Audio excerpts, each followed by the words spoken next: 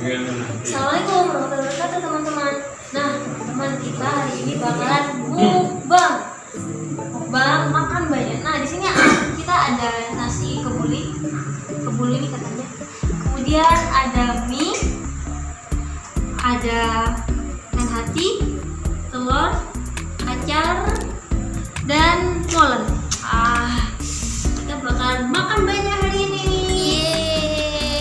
Tapi daripada kita makan banyak, kita ingat-ingat dulu deh, apa aja akibatnya kalau mukbang. Apakah kalian atau seseorang di sekitar kalian mempunyai lingkar perut yang lebih besar daripada umumnya?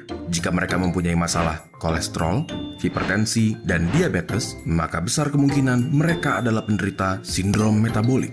Tapi, apa sebenarnya sindrom metabolik itu?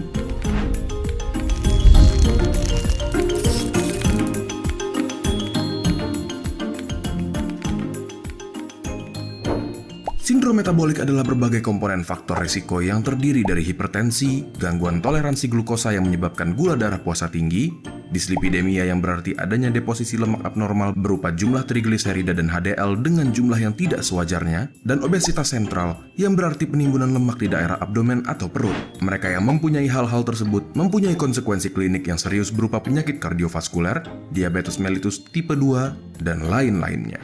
Terdapat 21,66% kasus yang terjadi di Indonesia sebagai negara terendah kedua dengan kasus tersebut di Asia Pasifik, yang walaupun terlihat rendah, tidak memungkiri adanya kebutuhan dalam penanganannya. Lalu, bagaimana sindrom metabolik bisa terjadi?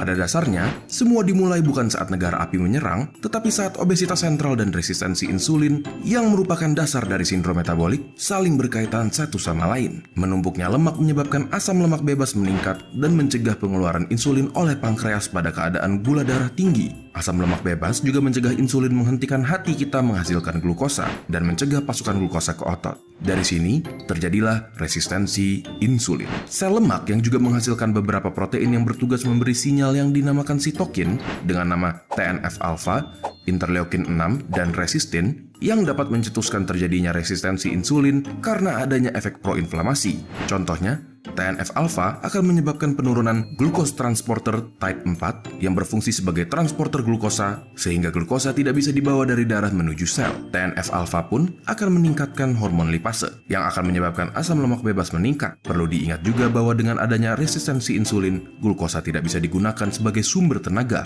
dan tubuh akan beralih ke lemak dan menghasilkan lebih banyak lagi asam lemak bebas pada proses pemecahan lemak. Apakah kalian bisa lihat bagaimana semua ini saling terhubung? Lalu, bagaimana kita bisa menanganinya? Salah satu cara yang paling jelas harus dilakukan adalah perubahan gaya hidup seperti pada pola makan dan aktivitas demi menyingkirkan lemak yang tertimbun, mengonsumsi makanan yang bernutrisi secukupnya, dan berolahraga paling tidak 30 menit per hari selama 5 sampai dengan 7 hari seminggu dengan intensitas sedang merupakan langkah pertama yang penting dalam menangani sindrom metabolik. Obat pengencer darah dan obat pemicu sensitivitas terhadap insulin dapat digunakan untuk mengatasi hipertensi dan gula darah berlebih. Sedangkan, obat untuk berlebihnya trigliserida serta rendahnya HDL dapat digunakan untuk mengatasi dislipidemia. Bagaimana menurut kalian? Apakah informasi ini berguna?